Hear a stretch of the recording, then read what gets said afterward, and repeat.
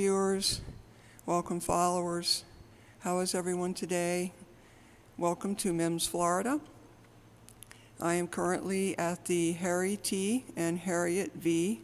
Hey Nick, how are you? How are you today? I am at the Harry T. and Harriette V. Moore Memorial Park. How are you, Nick? Good morning to you.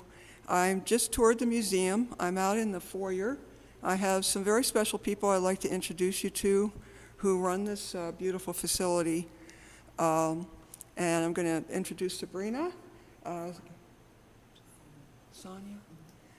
I stand corrected, Sonia. I just meeting these people this morning for the first time, and you know how I am with names. So I'm going to give you a quick pan around the facility. Go up, and then I'm going to introduce you to these folks. It's beautiful in here. Look at the ceiling. These beautiful lights, high ceilings, these beams, all the beautiful natural light. This is such a beautiful center here in Brevard County. I'm near Titusville in the town of Mims. So we're going to start off with Sonia. Good morning. Good morning. How are you? So nice to see you, Kathy. Thank you so much, and welcome to the Harry T. and Harriette V. Moore Memorial Park and Museum. My name is Sonia Millard, and I'm the coordinator here. And I'd like to introduce you to Mr. Bill Gary. He is the president of the board of directors here. Bill, would you like to say good morning? Good morning. We welcome you all to the Harry T. and Harriette V. Moore Memorial Park and Museum, and hope you enjoyed the tour. Thank you. And we have one of our wonderful workers, Ms. Katrina Foster Fernandez. How you guys doing? Katrina's a lot of fun. Katrina showed me around the museum. She's a volunteer. Yes. Is that correct? And she's learning quickly. Very good tour. And we have Pastor Annie Harris.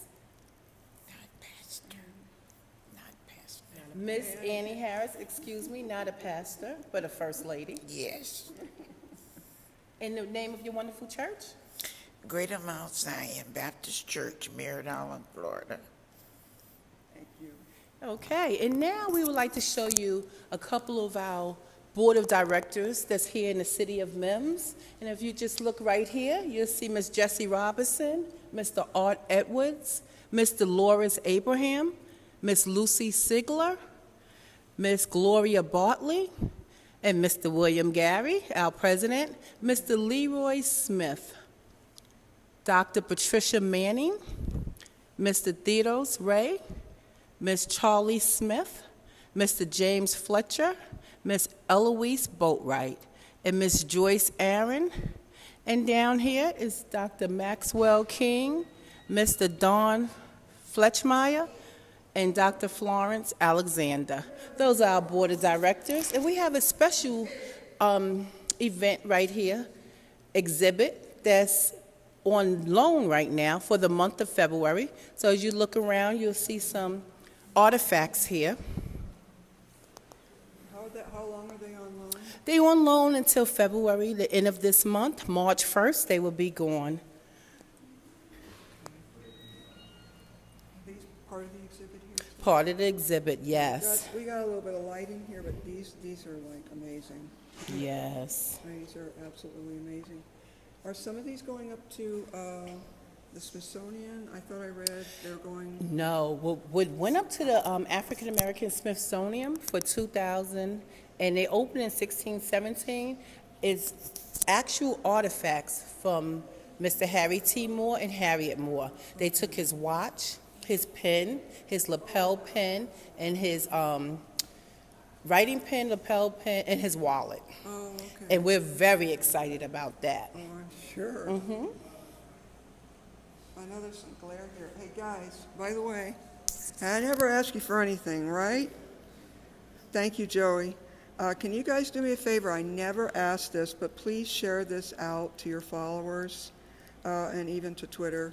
This is such a marvelous facility here, and the people here are passionate.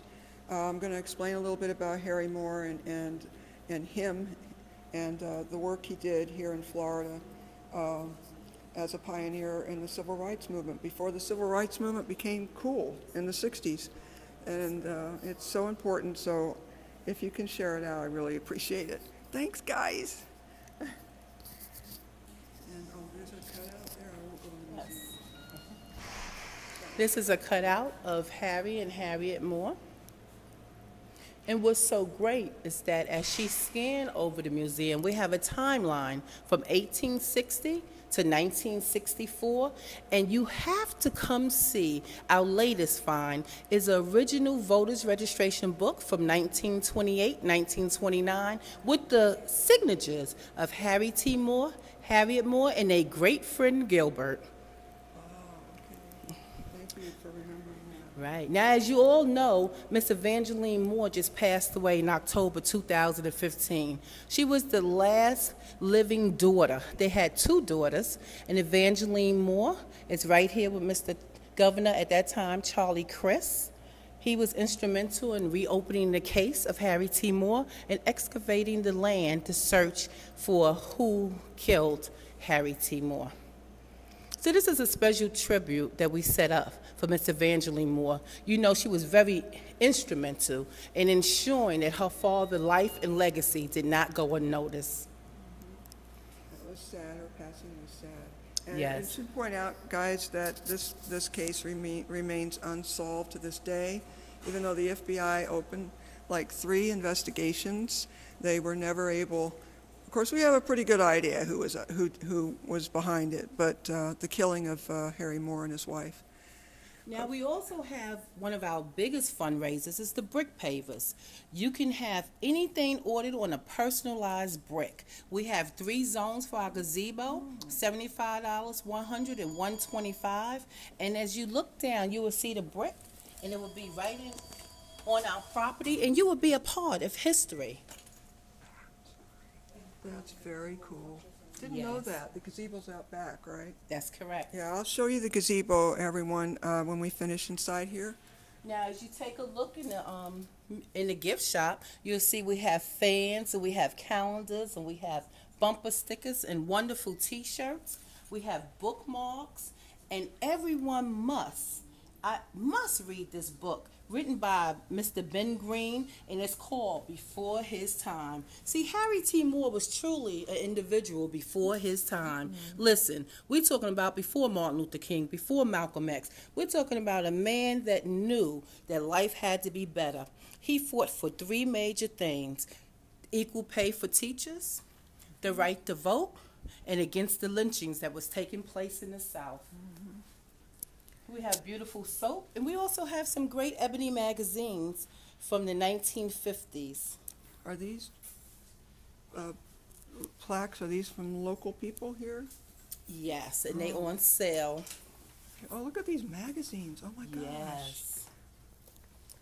Let's go back. What? I'm trying to see the date on that. Holy cow.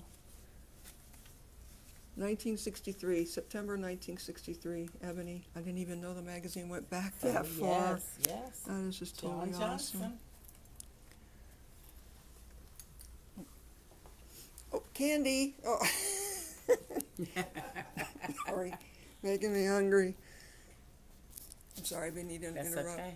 So now we're going to go ahead and walk outside on the premises so you can see the 12 acres of land. And Mr. William Gary is going to now take over and speak about how this property was developed and the importance and significance of ensuring that we have the replica home. Mr. Bill Gary. Thank you so much. Thank you so much, Sonia. We're going to go outside and take a tour around the property here.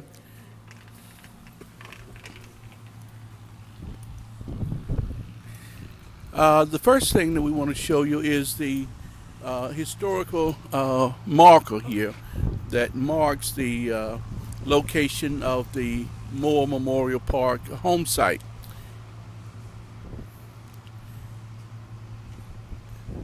Sorry, this is right at the entrance to the museum here, or to the cultural center. Which also contains a museum and the meeting room, the office, and the library. As Sonia mentioned earlier, we have a replica of the house that was bombed in 1951. The board of directors here was able to secure a grant from the state legislature and constructed a replica of the Moore home along with the furnishings, and also we have some life-size mannequins with an interactive voice system that allows students to ask questions of the Moore mannequins. In addition, we have a gazebo where usually we rent out for weddings. We have 2 reflecting pools with a water fountain in the middle that represent the lives of Harriette and Harriette Moore. And in the back of the property, we have a community pavilion, which is used mainly for family reunions and other large gatherings. This property was purchased back in 1998. The museum and the cultural center officially opened in 2004. And since that time, we made steady improvements here to the property. The property is owned and operated by Brevard County Parks and Recreation. The Harriette T. Moore Cultural Complex Board of Directors is a nonprofit support group that supports this park specifically. We're going to take a tour inside the house here. Someone just asked that question. Comments can come up, Mm-hmm. Mr. Gary. They can ask questions here in these little comment boxes. Mm-hmm. Someone just asked who supports the park, and then you answered it Well, without even seeing the question. yeah, the park is owned and operated by Brevard County Parks and Recreation Department, and Ms. Millard is an employee of the county. The board of directors are all volunteers, so we support this park through our volunteer efforts. Can you explain briefly Evangeline's role in this park becoming in the property? Actually, she didn't really have a role in this park being developed. This was done before she really became active with us, but since that time she's been a part of everything that we've done here at the park. Of course, her input was solicited during the development of the park, and everything that we've done here has always been done with her consent and input. Yeah. Thank you very much. Now, point out this is a replica of the house.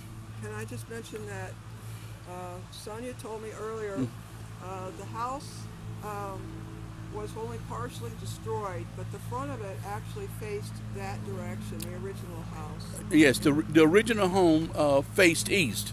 Of course, when the replica was built, because the Cultural Center Museum was already here, we turned it to face the replica center so that you could walk from the Cultural Center directly into the house. And of course, there was a few modifications made because of current building codes, like there was no railing along with the original home. Of course, they didn't have a wheelchair access ramp, but because of current building codes, we had to add those items to it. I was going to answer Joey. Joey asked a question. The house was not burned. It was actually blown up with dynamite. That's correct.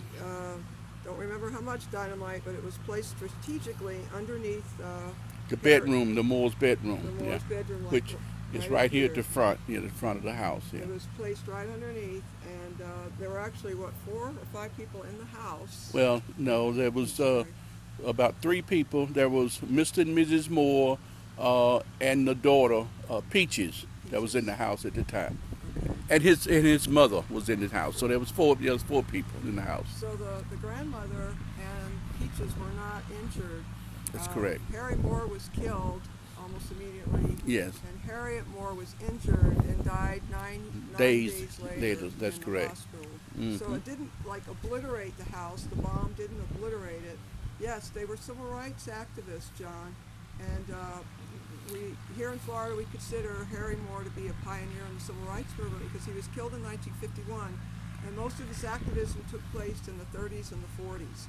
which That's is correct. way before Martin Luther King and some of the other more notable and famous civil rights activists that we know of today. That's correct. Harry Moore established the first branch of the NAACP in Brevard County in 1934, and then went on to establish some 50 other branches throughout the state of Florida, eventually organized what's now known as the Florida State Conference of NAACP branches, of which he served as president for about 5 years. And then he actually became the first paid executive secretary of a state conference there. Harry Moore was the first one that actually was paid to serve as the executive secretary of the Florida State Conference of NAACP branches. Yeah, right. And you're correct. Unfortunately, his death came before the 1954 Brown versus Board of Education decision, which modern historians have used as the beginning of the modern civil rights movement. But we've been working tirelessly over the last 10 or 15 years to bring awareness and educate the public about the Moors' role in the civil rights movement, particularly here in Florida. And in the matters of fact, the Moors now will be on display in the new Smithsonian's National African American Museum of History and Culture when it opens in the fall of 2016. So those followers of yours who follow the Smithsonian's activities will be able to go and see a display about the Moors when that museum opens in the fall of this year. This year? Yes. And you know, the American History Museum, Smithsonian does have a Periscope account. Oh, okay. They, so they do scope from time right, to time. okay. It'd be really lovely when that opens up if they would. Okay. If they would scope that. well, that would be good. That would be good. Not all of us can go up to D.C. to see it in person, so that'd be wonderful.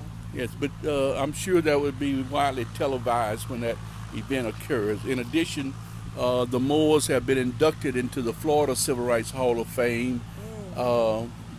Highway 46, which runs through Mims into Sanford and Volusia County, has been designated Harriette T. and Harriette B. Moore Memorial Highway also. In addition to that, the county's justice system, the courthouse, the main courthouse in Brevard County, is named after the Moors, Harry and Harriette Moore Justice Center in Viera. Somebody asked if the display, if there'll be any sort of an exhibit, was that you, Joey, at the African American Museum? Was that in San Francisco? I only caught part of that question. They were asking about an African American Museum, whether there would be a Harry and Harriette Moore exhibit. Not to my knowledge. Oakland, I'm sorry. In Oakland, no, not to my knowledge. I don't know. Thank you. Okay, going up the steps, going in the house. I didn't even know we could come in the house. So is this sort of the way it was laid out? Yeah, this is actually, of course, Evangeline had a lot of input into the design of this house, so she was involved in that quite a bit. Remembered it? Yes, she remembered it, and you know, from old pictures of the house, you could, you know, basically an architect could reconstruct what it looked like from the outside, but from her memory, the house was laid out exactly as it was. This is the master bedroom, the room that her parents slept in, and of course this is the location where the bomb was placed up under the bed here and destroyed all of this front part of the house. Under the joist of the house, these animals, you know, crawled in underneath the house and planted the bomb. Small rooms back then, too. Well, actually, this house is about 1,200 square feet, which was large by those standards back in during that time. You remember this house was built in the 30s there, so it was quite a nice house here. Absolutely. And no air conditioning No, back then. but they did have an indoor bathroom. Mr. Moore was an educator, but he was quite a Is that a Hitchcock chair? visionary. It looks like, I'm sorry, I'm totally off topic. It's like a Hitchcock chair. It sure looks like one. Well, that's one of the chairs we got from an antique shop here. Oh, That she said they had a chair. beautiful. This middle bedroom was a room that Peaches and Evangeline, the daughters, slept in.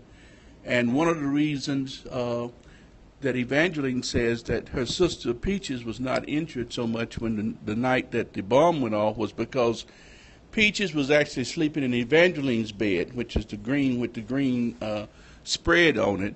And, of course, when the windows shattered and the glass fell down, it didn't fall on her bed as much.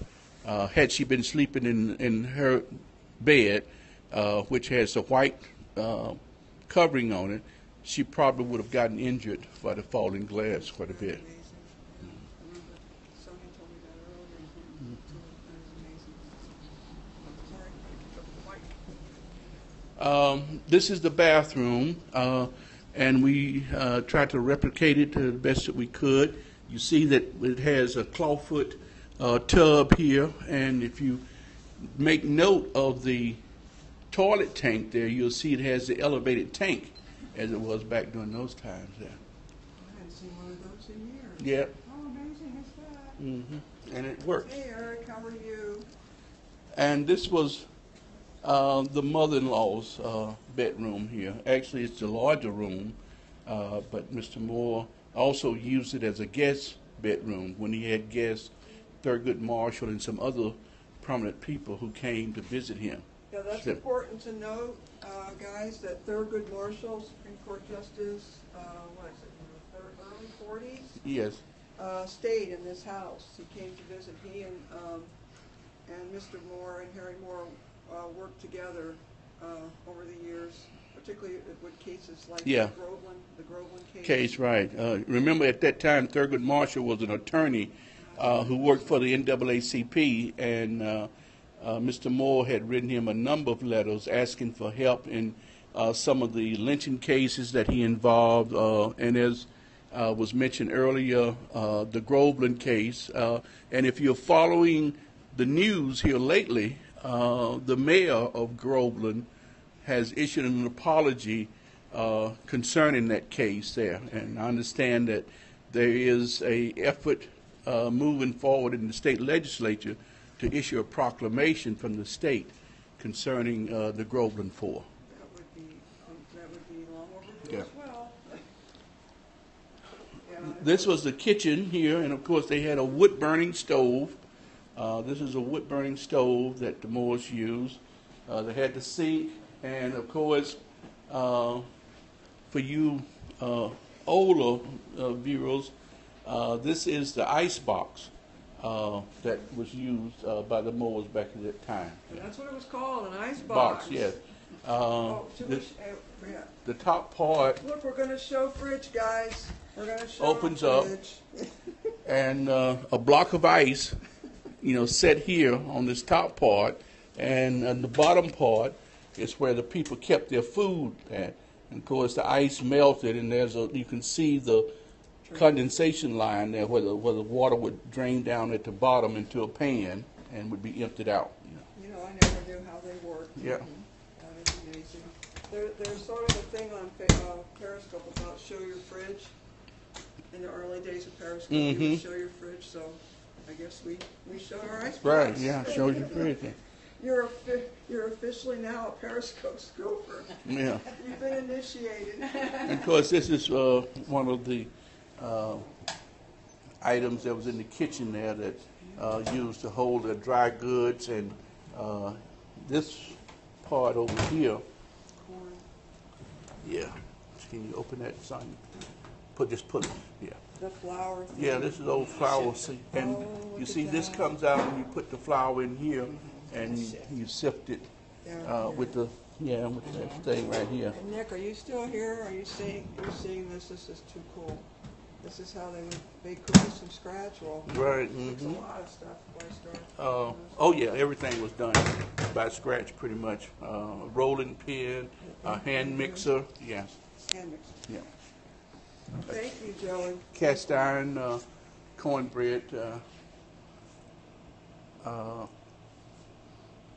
It's cook, heavy. yeah. Yeah, this is heavy. Yeah. We can go back through here. Is this part of the original? No. This is something that somebody gave us. We just put it there. That's pretty cool. It's a photograph. Oh, thank you, John. Thank you. And here's This is something that your viewers might want to take a look at. I thought this was on. Oh, yeah. One of the things that the board wanted to do when we got the funds to build this replica house, of course, we had these mannequins especially made to resemble the Moors, and you'll note that Mr. Moore is in a sitting position there with a pen, as he often was at the dinner table. This was a replica of their oak dining room table here. But this is an interactive voice system, and what it does, you can ask the question of the Moors, and we're going to demonstrate it here a little bit by showing you how students I was born November interact 18, with them. 1905, in Houston, Suwannee County, Florida. We have a computer that generates the voice once you press one of these questions here, and the speakers are hidden in the clothing of the mannequins so that you can. Is there I anything? became an advocate for social justice for black Floridians long before the 1954 Brown versus Board of Education decision, long before Rosa Parks refused to give up her seat on the Montgomery bus, long before the Montgomery bus boycott began, long before Dr. Martin Luther King Jr. began leading marches and sit-ins for black citizens' rights. We were fighting for the right for black citizens to vote, for black teachers to receive equal salaries as their white counterparts, and for equal educational facilities for black children. Someone was asking if that voice was similar to his actual voice. Not really. The voice is the voice of an actor. Unfortunately, because the Moors were in a time when we didn't have a lot of media, there was no TV following them around. He didn't have any radio program to be on. So we don't actually have any kind of recordings of him making speeches. It would be really wonderful if we did, but we just don't. So we tried to, based on people's descriptions of his voice, the company that built this interactive voice system tried to get an actor that could, kind of replicate his voice. Are there any questions? Joey, I really appreciate all your great comments, Joey. Are there any questions anyone has that we can test this computer thing with? Let's see. The like- Moore family. Let's ask something about when was Harriette Sims Moore born? Oh, this is Harriet She was now. born June 19, 1902, in Jensen, Florida, now known as Jensen Beach. Which is down near Port St. Lucie in St. Lucie County. Okay, you kept your marriage. Yeah. Rather than risk my parents' disapproval, we didn't tell them about the marriage for 6 months.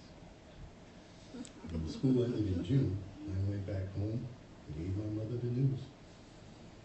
Somebody's asking if Harriet has a voice. No, that is in a project that we hope to complete this year. Now we've was able to get another grant, and we're working now to add the voice and questions to the Harriet. Okay. Yes. Okay.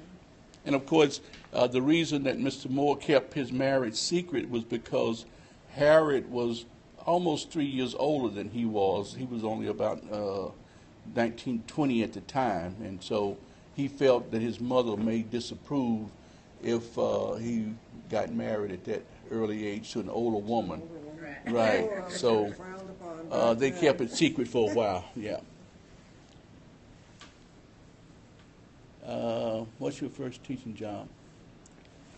I taught 4th grade at Cocoa Colored Elementary School for 2 years.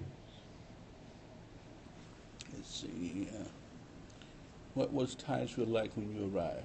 Oh, it's orange grove. Titusville, the county seat of Brevard County, had fewer than 2,000 people, no paved roads, and no sewer system.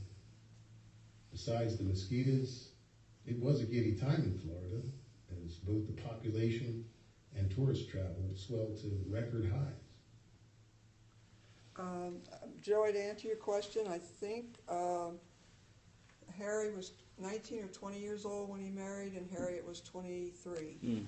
So she We was focused several on years older. social and educational activities that would build the organization's visibility without scaring off local black citizens or alarming the local whites.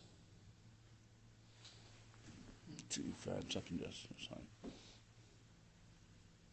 You got to press it. So old, yeah, really. The Progressive Voters League is credited with registering approximately 116,000 voters in the years between 1944 and 1950. What he's speaking of now is in 1944, Harriette Moore and his good friend Ed Davis from Tampa, because they recognized the fact that unless blacks were registered and voted, that you could never really change the status quo here in the South. And so they formed the Progressive Voters League, which was primarily focused on registering and getting people out to vote. And during the 7 years between 1944 and 51, they registered over 100,000 black citizens here in the state of Florida, which is phenomenal when you think about all the efforts that we try to do today to still register people and what they did back then. Someone's commenting, still the case so many years later. So many voters, African American voters, feel disenfranchised even today. Yeah, well, that's true. The right to vote is a sacred right, and the unfortunate part about it is some people just don't recognize the price that has been paid so that they can have that right to vote. There, actually, and when you think about it, that shouldn't even be a question now. Shouldn't even be an issue now. We know that everybody is going to register to vote, and they're going to vote in every election because there's much blood that's been shed for that right. That's absolutely right. That's absolutely true. A constant effort, Joey said when I commented. Right. Constant effort. It's a beautiful house. I really appreciate your time. Mm-hmm. Yeah, sure. To keep this together. Sure, that's what we're here for. To And, try to bring awareness and educate the general public who may or may not know about the contributions that the Moors made to the civil rights movement. I mean, they were pioneers long before Martin Luther King Jr., Medgar Evers, Jesse Jackson, a whole number of people. The unfortunate part is that they just did not have the media exposure so that they would be known, the newspapers. And even at his death, the local florists would not deliver flowers to the funeral. They had to get flowers from Miami shipped up here for the funeral. the actual date of the bombing, Joey, was Christmas Day. Christmas night, Christmas 1951. And that actually was their wedding 25th wedding anniversary. These are some of the cases. The Groveland case here with Sheriff Willis McCall. A little bit of glare from the lights, but yeah, this is Edgar Mevers. Sorry, I was thinking. I was going to mention about Edgar that they had a movie made about him, and there was a lot of Medgar publicity Evers, in the news. Medgar Evers, yes. Mm-hmm. And a lot of people, if you were to ask them, okay, when did it all start? They would guess. Yes, right. Edgar Evers, Right. and they would not have known about Right. the Moors. But yeah, Harry Moore was trying to bring justice for these two prisoners that were shot by McCall. He's the sheriff out in Lake County. Mm-hmm. This was in earlier in 1951. No, it was that happened back in the 40s. There, I don't forgot the exact date. There it might be on that little thing there, but that was 1949, yes. That's true, Joe. I didn't even know of Medgar until the movie came out. This But picture's been on the news lately. getting an apology. I Yes, I yes, hope that happens. yes. I really hope that happens. That Willie James Howard was a man who was lynched, and one of the cases that Harry Moore was trying to bring justice to that family. He was falsely accused of, I believe, raping a white woman, and was raped by a group of whites, and it's unfortunate. Was it, I read in the museum, they said something like 4 out of 5 out of every 10,000? 4.5 4.5 every 10,000. 10,000 Yeah. African Americans in Florida Right. were lynched. And I know, I lived in Mississippi for a while. I don't know if Susan's on or not. That that's where people associate lynchings. Right, with yeah. most. But Florida, between the years of 1920 and 1940, had a higher per capita rate of lynchings than any other state in the South. That is incredible. Sterngold Marshall. They're good, yeah. And here's this. Yeah, this is a picture of Harry. Harriette Moore, yeah. With his car. Yeah, 19. He put a lot of miles on that car. Oh, yeah, a little Model T, I think it was. Oh, what is it? Thing from Charlie Chris? That was the last comprehensive investigation into who was involved in the murders of Harry Moore that was done by then Attorney General Charlie Chris. And that's a family portrait there. So the oldest daughter was Peaches. She's Right. standing. And then The one in the arms is Evangeline. She was born 2 years later. so yeah, Evangeline was the younger daughter, and she died just last October. And Peaches unfortunately died at a young age from a heart attack when she was in her 40s. And one of the two, I can't remember which one you said, went on to become a teacher like her father. That was Peaches. She was a teacher. Evangeline worked for the Department of Labor in Washington, D.C. Oh, Yeah, she okay. was a government employee. Yeah, it should be noted that both Harry and Harriette, his wife, were both teachers. Yes, right. In the area. And Harry was a principal as well. Yeah. Thank you. The Moores also was the first full family to graduate from Bethune-Cookman College at the time in Daytona Beach. Yeah.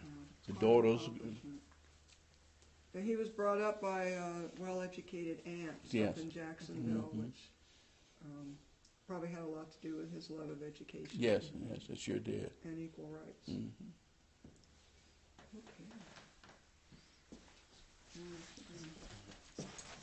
Kind of tethered to the microphone, guys. Got the camera, and Mr. Gary's got the mic. I think I've tied up so much of your time. Okay. Is it all right if I walk around? Oh, yeah, sure, it's fine. Yeah. Fountain? Oh, you're very welcome, Joey. I'm going to just scope down. We're going to shut down, and then I'll scope back up over there. Okay. Walk around and chat with people. And Thank you. That's a gazebo, and those are the reflecting pools, and that is pretty they to show this. were built and designed to reflect the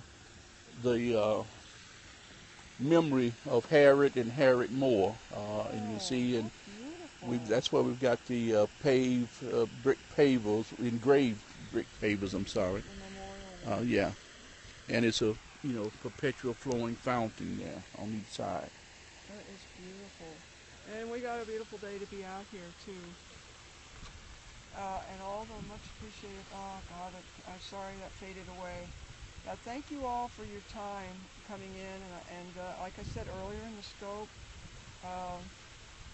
yeah, have a great day, Joey. Please share this with on Twitter and with your followers. I know I'm getting ready to scope down because I really want people to know about this wonderful place, and this park, and this center, and the museum. Oh, you have a great day too, John, Nick, Joey, anyone else I might have missed. You all have a great day. And tell them if they have a question, further questions, the phone number here at the Cultural Center is 321-264-6595. The center is open from 10 a.m. to 6 p.m. Monday through Friday, and 10 a.m. to 2 p.m. on Saturday. So they can always call and get one of the staff members to answer any other further questions they may have. And you do have a website. There is a website. Yes, you can go to our website, which is www.Harriette, that's HARRIETTE, more, all one word, .org. Okay. HarrietteMoore.org, and you can get additional information there too. Yeah, that's where I got a lot of my background before I headed over here. I knew I was going to learn a lot more when I got here, but I didn't even scratch the surface. But I did go on that website, and there's a lot of good information Yeah. there. A lot of good information. And links to other websites too that are related to Black history and civil rights movement. Okay.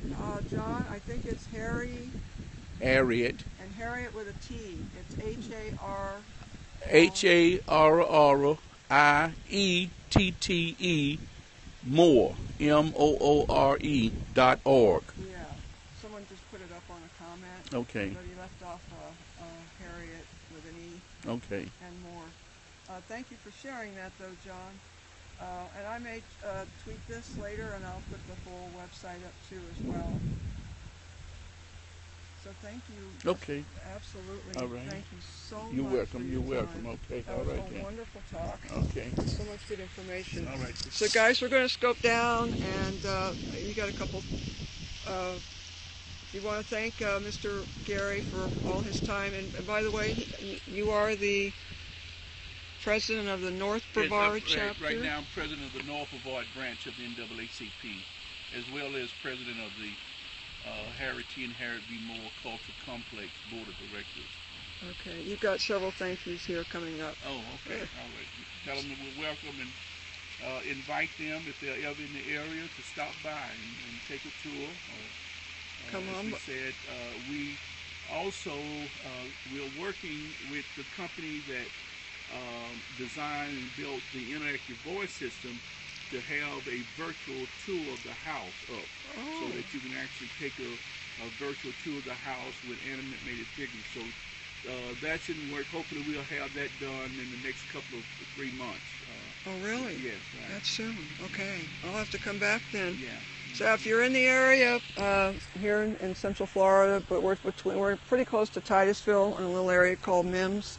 We're not far from the only beach. About 40 miles from Orlando, east of Orlando, near the Kennedy Space Center. So we're right here in Brevard County, easy to find, right off of I-95, Interstate I-95. And it didn't take me long to get here at all. So thank you again, Mr. Gary. I'm going to scope down, guys. I'm going to scope back up in a few minutes. I'll get a close-up of the fountain, and I'll go sit under the gazebo and take any questions you might have. So thank you all again for coming in, and later, Gators.